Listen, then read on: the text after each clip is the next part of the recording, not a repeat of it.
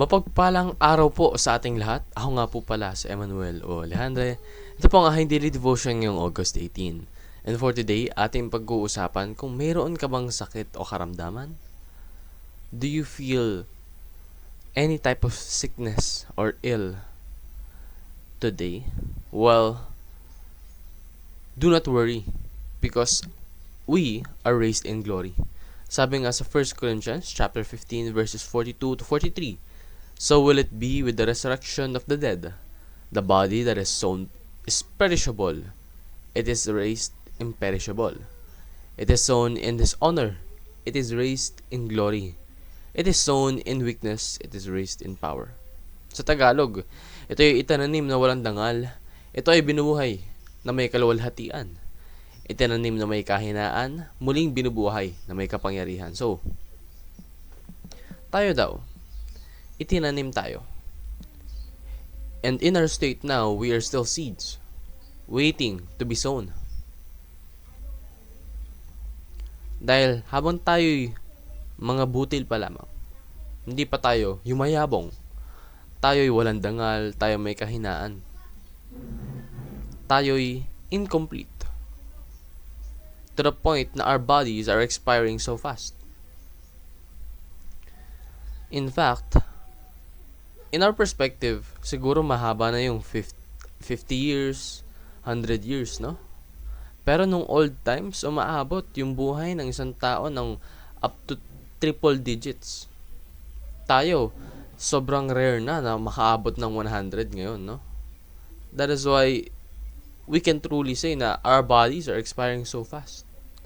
But do not worry, no? Because even though our bodies may expire one day, our bodies will be redeemed by Christ. Or rather, our bodies are redeemed by Christ.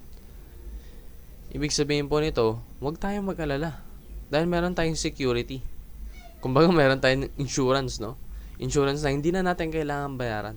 Dahil yung insurance na yun, binigay sa atin as a gift, as a grace. Therefore, our bodies will be raised in glory. Na once na tayo nabuhay muli, we will be Christ-like. What does that mean? We will be imperishable. We will be raised in glory and we will be raised in power. Kumbaga, yung dating tayo mawawala na. Yung dating imperfect self, papalitan ng perfect self dahil magiging katulad tayo ni Kristo Jesus. So, understand your purpose before you die. Kasi kahit na sabihin na natin, oo, ngayong state natin, we are incomplete. We are still used by God in order to carry out His will. We must serve as His hands and feet in this world so that we can commune by doing what God has intended for us to do. Utilize your body like a tool while you're still strong.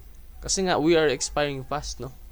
Kapag nag-expire tayo, yung peak ng buhay natin, marami tayong pwedeng gawin. Pero slowly over time, mababawasan yung ginagawa natin or capabilities natin. Therefore, hanggang sa marami pa tayo nagagawa, we should do our best to utilize that in serving God. And unleash your potentials now for God's glory. Huwag ka na maghintay ng bukas, ng next week, ng tamang oras, tamang panahon, because yung tamang panahon ay ngayon. As long as you start, as long as you keep on doing what you need to do in order to reach that potential, then you will surely succeed through the guidance of the Lord. Yun lamang po ang aking daily devotion. Maraming salamat sa pakikinig. Pagpalain po tayong lahat and let us all give glory to God.